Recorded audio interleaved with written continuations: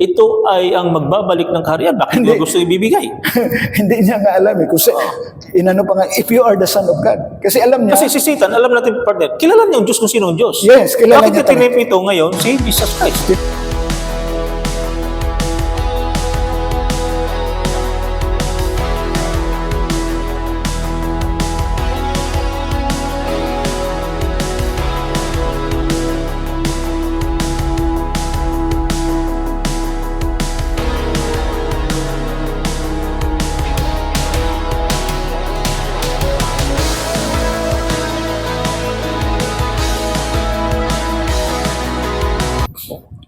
palayasin niyo yung pastor na yan. Nagaganyanan. Pero partner, manabalik tayo sa ating dami. Bakit tinawag na the kingdom of God in Christ? Yon. Kasi nakita nga doon ang divine assertion of power ng heaven to earth. Kay Christ. Yeah. Kita mo yung gumawa siya ng bulad ba yun? Mula sa alabok? Mula sa putik? Umano siya ng putik tapos inilagay niya sa mata. Yung bulag. No? Dinuraan niya. Dinuraan niya. In minutes niya, nilagay sa mata. Yo. Dapat ang mga anak ng Diyos ngayon, ganun din. O, kasi yun ang mga sign eh. No? Ng mga anak ng Diyos Kasi talaga. tama yun. Kasi ang kung natatandaan mo, sabi ni Jesus Christ, akit na ako sa Ama. At ang inyong magagawa, higit pa sa aking magagawa. Yan. Ngayon, kung ang tingin mo kay Christ ay wala nang kapantay, hindi mo kayang pantayan. Oo. Tama ba? Kasi sabi niya, higit pa riyan ang inyong magagawa. Kasi malawak ang ating ministry. Oo. Siguro more than 20 years na tayong naglilingkod sa Diyos. Yeah. Okay, mas malawak. Si Christ, 3.5 years lang yun, according to the scripture din. Oo. So, ayon lamang sa scripture, tayo, maganda kasi ang range ng ating pagtatrabaho sa kaharian ng Diyos, malawak. Di ba? Napakalawak. Kaya sinabi niya, higit pa. At yun ang kailangan ngayon. Kaya walang mga signs and wonders. We are not representing the kingdom.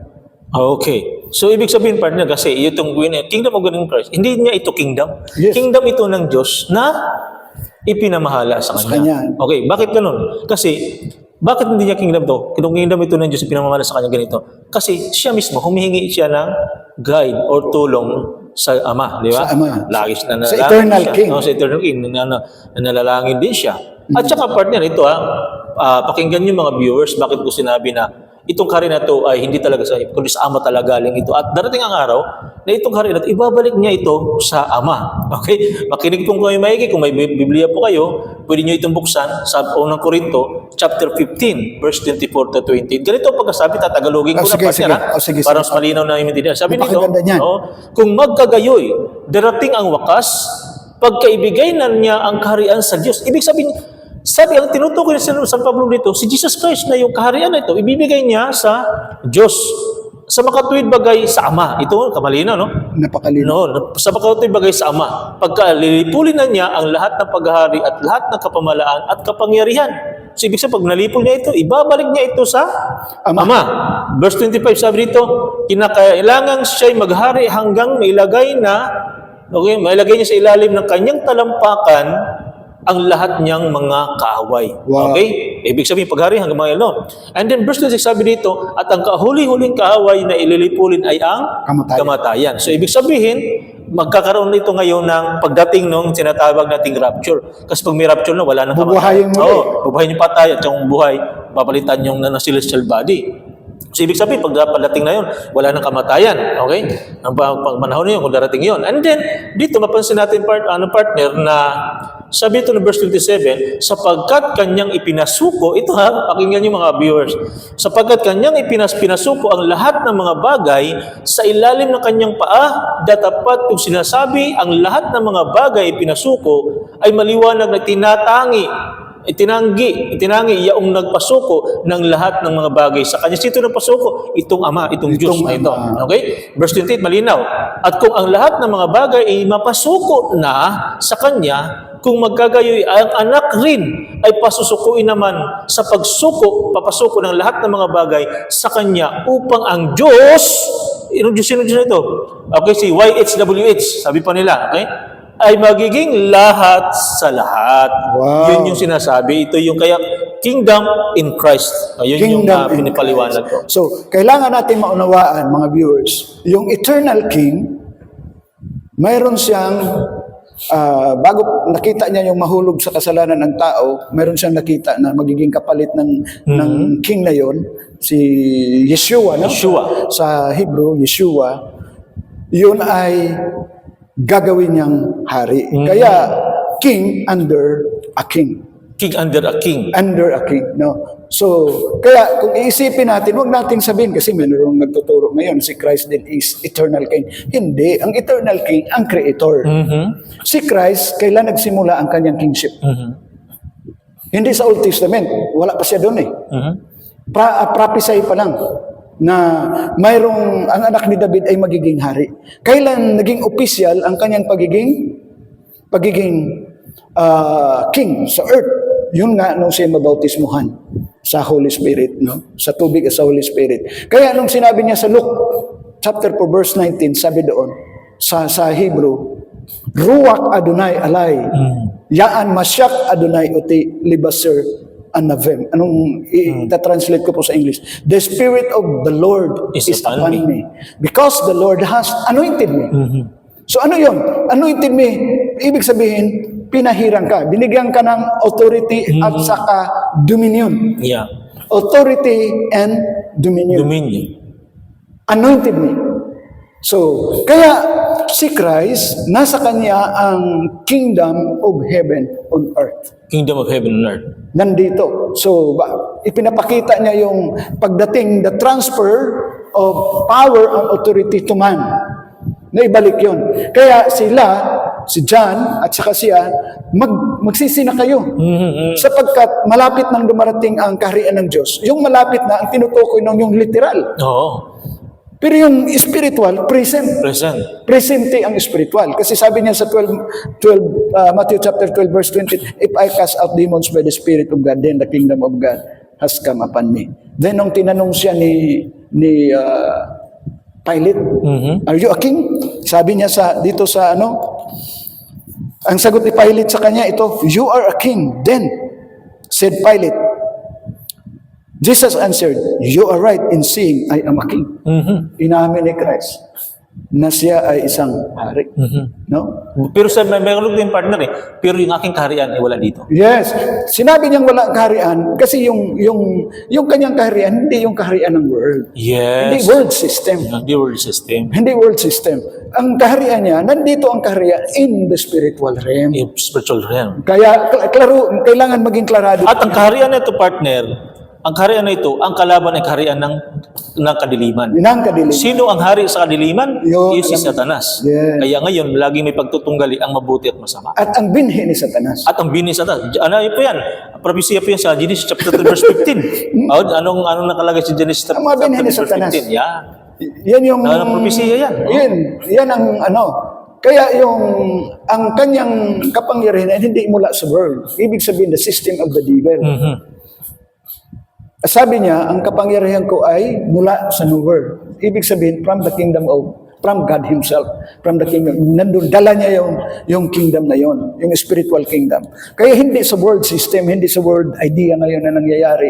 Sininapilit yung mga king. Sabi niya, kung hindi niloob ng Ama, nandiyan ka, wala ka dyan na eh. Ang tanong dito, partner, kasi doon sa Book of Luke, chapter 4 and Matthew chapter 4, we all know na after ni Jesus Christ mag-ayuno ng 40 days and 40 nights, siya ay tinukso ng devil. Ng devil. Hindi mo sa pagtukso na to, ang sabi doon ni Satan, na kung ikay sasamba sa akin, Yes. bibigay ko sa iyong kaharian. Ang kaharian na ito, partner, ay hindi ito yung kaharian ng kalangitan. Hindi.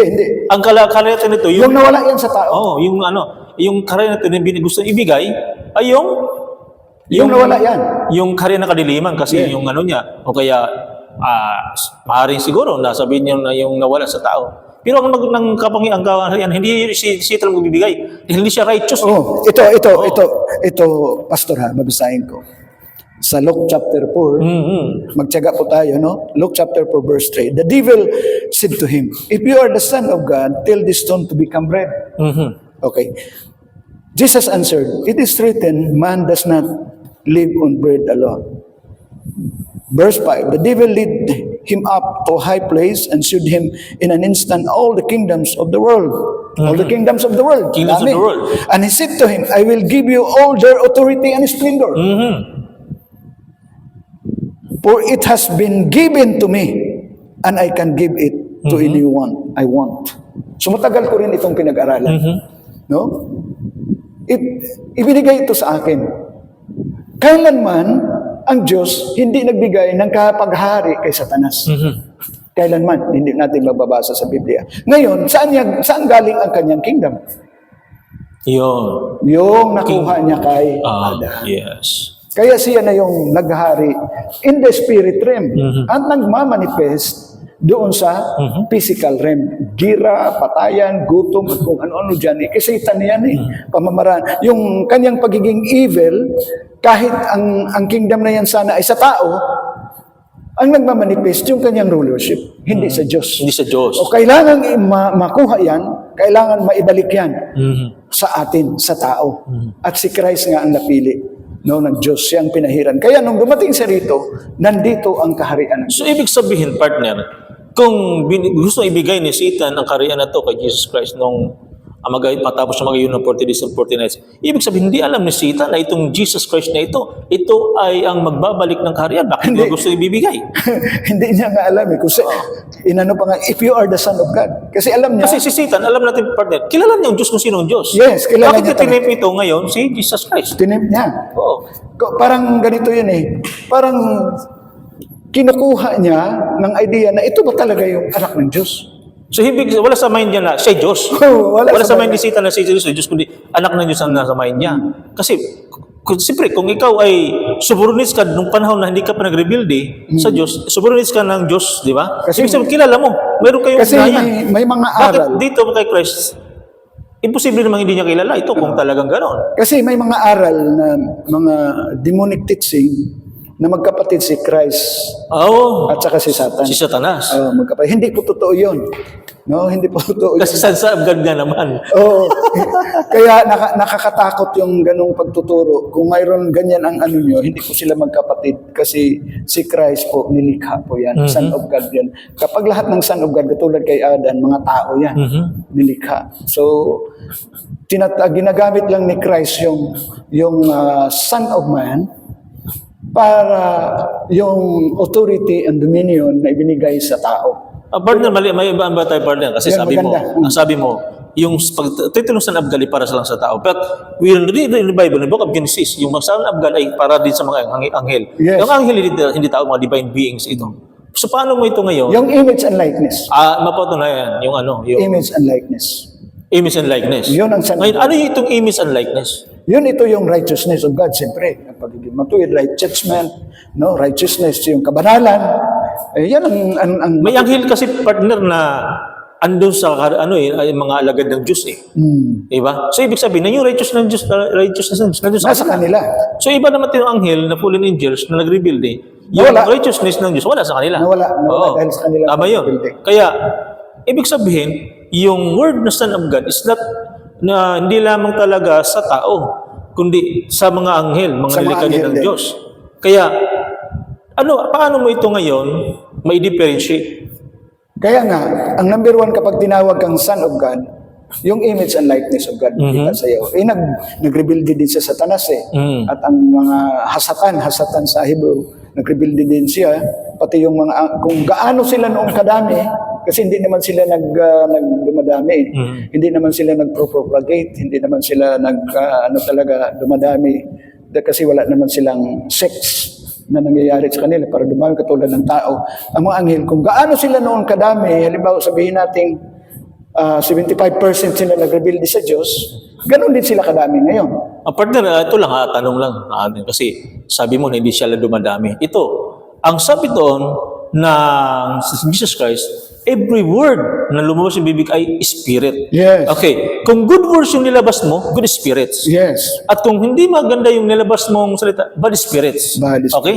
So, ibig sabihin, kung Resource, bad spirits, ibig mong sabihin, kasi lumalabas na Satan at mga angels, mga bad spirit na rin sila. Ibig mong magsabihin, hindi sila nag-multiply at ito yung spirit na ito kasi kung babasahin natin ang book of Luke, di ba? Yung mayroon din na legions Legions of angels. Ang legions, ano yan? 6,000 yan. Oh, legions of bad spirits na nandun sa isang tao. Pumasok. Pumasok sa isang Nanirahan. tao. Anong kahibahan ito na sinasabi mo? Yung, hindi na sila talaga nagmumultiply ang mga angels kasi ano yan wala silang gender, hindi babae, hindi lalaki. Basta sila, ang tawag lang sa kanila ay fallen angels, sila ay mga dating mga anghel ng Diyos, nilikha ng Diyos. So kung gaano sila kadami, yun pa rin. Ngayon, yung source, yung sinasabi mo na spirit na lumalabas, source yun. Kung saan nanggagaling na source. Kaya nga, kapag magsasalita tayo ng mga sumpa, ay alam natin kung saan galing yan.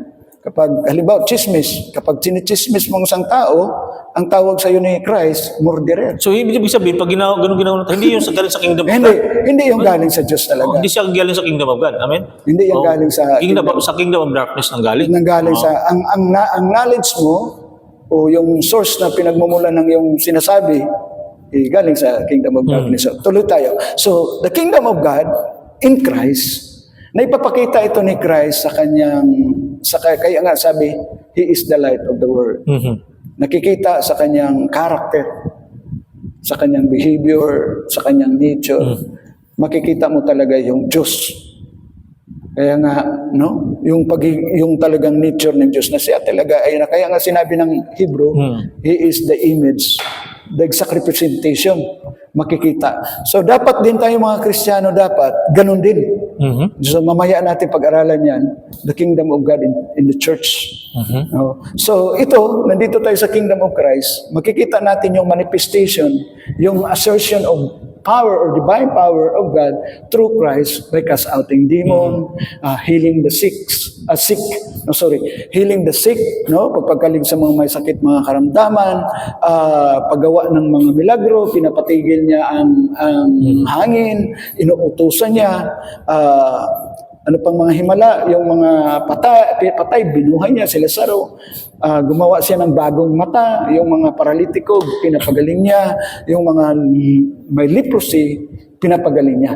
Kaya nga, ang utos niya sa mga disciple, as you go, preach the kingdom, raise the dead, open the eyes of the blind. So, ibig sabihin, partner, kasi dito kasi sa 1 Corinthians chapter 15, verse 24, ang sinabi na magkagayoy, darating ang wakas, pagka ibinigay na niya ang kaharian sa Diyos, sa makatuwid bagay sa Ama, pagkalilipulin na niya ang lahat ng paghahari at lahat ng kapamalaan at kapangyarihan. Ibabalik niya. Itong lahat ng kapangyarihan, kapamalaan, ibig sabihin, kahit kaparamalaan ng darkness, tatalunin niya, di ba? Okay. So, ibig sabihin, siya yung number one na magiging kalaban ni Satan. Yes, kasi ganito yan. We are sa kingdom, church in the kingdom naman natin yan magiging topic. Kasi nung mabuhay siyang muli, 40 days umakyat. Winilcome siya doon, ayon sa mga kasulatan. Pinaupo siya sa kanan ng Diyos. Kanan ha? Literal talaga na umupo siya sa kanan ng Diyos. Halimbawa, ikaw, ako. Parang si Paraon at saka si Joseph. Yun ang typology doon. So, nasa kanya ang kapangyarihan. So si Christ ay namamahala pa rin sa kaharian, no? Dito ngayon sa lupa, nandun siya ngayon, ang age, kaya nga tinatawag itong the day of the Lord. So, ilang taon na? 2,026 years, no? So, si Christ umupo doon. Tapos, idiniligit niya ang kanyang authority doon sa kanyang mga disciples, sa church. So, kaya nga, the power of heaven and earth has been given to me. No? Nasa kanya. Kaya go therefore. So, ibig sabihin, go therefore, ipinasa niya. Ipinasa niya. So, kaya ang kingdom ngayon ng Diyos, si Christ ang hari natin. Nandun siya sa kanan ng Ama, pero patuloy pa rin siyang nakikipaglaban sa kingdom of darkness dito sa earth. Kaya nga siya intercede. Nag-intercede. He prays sa atin, lagi niya tayong pinapanalangin. Nandoon siya sa kanan ng Ama. So lagi niya tayong pinapalangin dito. Kaya tayo nakikipaglaban. Kaya we are praying for the kingdom of God to come. Kaya nga ang prayer ko, personal prayer ko, na sana yung mga lingkod ng Diyos ay magiging katulad kay Christ. Mayroong kapangyarihang magpagaling ng mga sakit, Kasi manifestation ng kingdom yun eh. Mga bulag makakita, ang mga paralitiko makakalakad, ang mga makakagawa ng himala, no? Halimbawa, mapapatigil natin yung ulan. Meron akong kilala, pastor. Nandiyan na yan, nagpipreach siya sa maraming tao. Sabi ng mga tao, ulan, tatakbo. Sabi nung itong pastor na ito na sa Panginoon, huwag kayong tatakbo.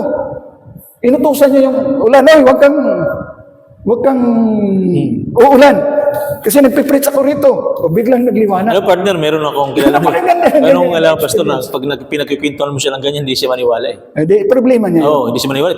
Tumatawa pa nga eh. Sabihin pa nga, pag ano, kung tingin mo sarili mo, Kristo. Yun. Ganun. So, ibig sabihin, ito, sa susunod natin Maganda yan, pastor. Sa susunod nating pag-aralan, bakit kung ang mga naglilingkod sa Diyos na sinabing nasa kingdom ng Diyos, ay hindi pa rin nagmamanifest yung image ng Diyos?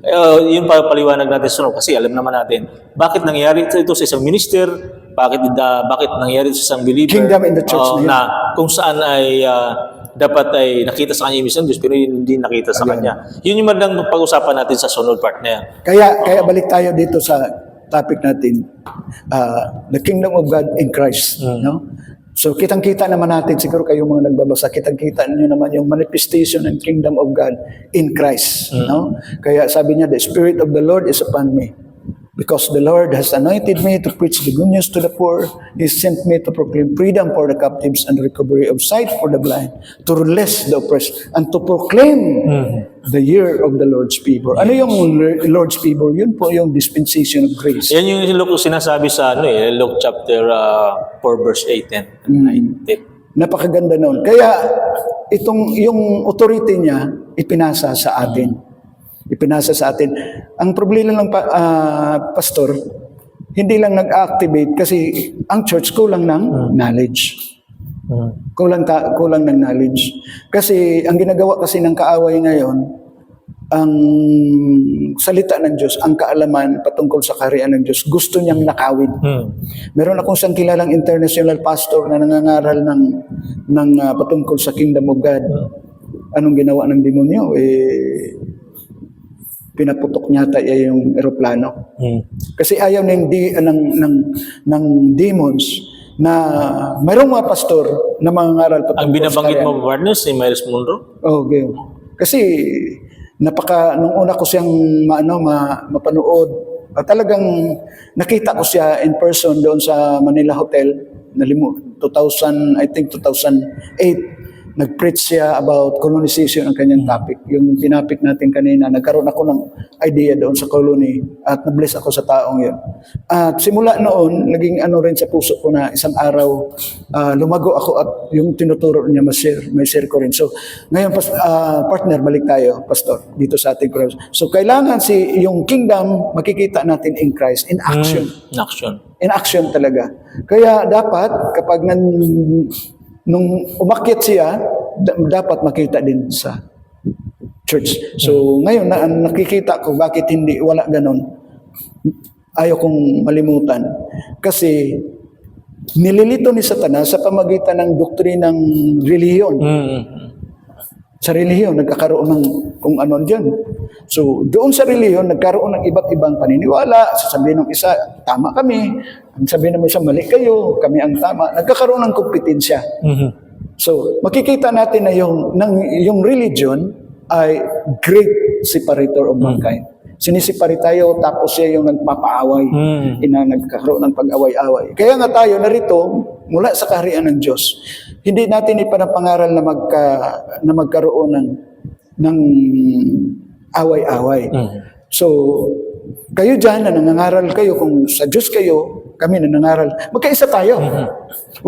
Wala yung silusan, walang siraan, no? Kasi we are representing the kingdom of God. Huwag nating sabihin na kami ang tama. Ako, hindi ko sinasabing kami ang tama. Baka pagdating ng oras, may tama na. Tatamaan ka.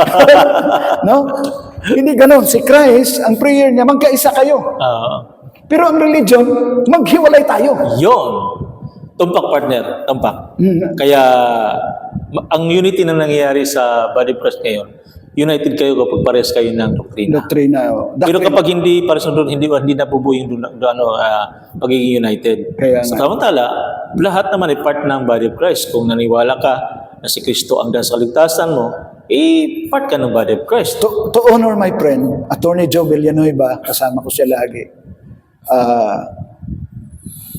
Ang sabi niya, kapag siya nagpipreach sa Metro Manila, kasama niya ako. Sabi niya sa mga bishop, mga pastors, sabi niya, kasi ang tinuturo niya, partner, about unity. No? Sabi niya, si Christ, ang mga prayer natin, pinapakinggan ni Christ. Pero yung prayer niya, hindi natin pinapakinggan. Anong prayer ni Christ? Magkaisa kayo. Oo. Oh. So ngayon, yung tulad ng sinabi ko kanina, ang relihiyon, hindi ganon. Kundi maghiwalay tayo. Magkanya-kanya tayo. Mali kayo, kami ang tama. Magsisi ka. Kung ikaw ay pastor ngayon o minister na nangangaral na ganon ang ano mo, hindi Diyos ang gumagamit sa iyo. Hindi Diyos ang gumagamit sa iyo. Ibang source ng kingdom yan. Ang kingdom ng Diyos, pag-ibig, pagkakaisa. Walang away-away. Kaya mag-isip ka kung ikaw yan, hindi ka sa Panginoon. Ang sa Panginoon, ang kingdom of God is papasukin. Papasukin ang mga tao sa kanyang kaharian. Dahil si Christ ang pintuan. Hindi ang relihiyon mo. Hindi yung sikta mo. Hindi yung denomination mo. Hindi yung pangalan ng church o kung ano man. Si Christ ang pintuan. Yeshua, Hamasiyak is the gate of the kingdom. Amen. Kaya nga sa panahon yung naalala ko lang bago tayo magtapos, pastor. Sabi ni Christ, yung mga parisiyo sa kanyang panahon, hindi nyo pinapapasok ang mga tao sa kaharian. Sa kaharian. Yeah. I heard that and I read that in the Bible. Yes. Na gano'n ng pagkasulat. Ibig sabihin, nirebuke niya ni Jesus Nirebuke Christ niya. ang mga Pharisee. Mga parisi, hindi nyo pinapasok. Kayo nga, ayaw nyo na, yung ibang gustong pumasok. Ayaw nyo pa rin. Pinagbabawalan ba? Pinagbabawalan pa ninyo. So, kaya mga listeners, salamat sa panahon na ibinigay ninyo. Kaluluwa dito, kaligtasan. Ang kaligtasan ay hindi bukas. Ang kaligtasan ay ngayon. Kasi kung isusurrender mo yung buhay mo kang Christ, makakapasok ka sa kaharian ng Diyos. At ito ang sasabihin ko sa iyo, ikaw lang ang nakakalam na ikaw ay nakapasok na ba sa kaharian ng Diyos. Amen. Palakpakan natin ang Panginoon. Hallelujah. Salamat partner sa time mo, sa time na binigay natin sa programa na ito. And ako kami po nagpapasalamat mga kapatid, mga kaibigan, mga taga-subaybay sa inyo pong pakinig. I hope na-share niyo po yung video na ito sa inyo pong mga kaibigan at makatulong po ito sa kanila para mas lalo pa nila maunawaan ang tungkol sa kingdom of God. Amen. At ang kingdom na yon ay mayroong gospel. Kaya kami ay sisigaw, the gospel of the kingdom.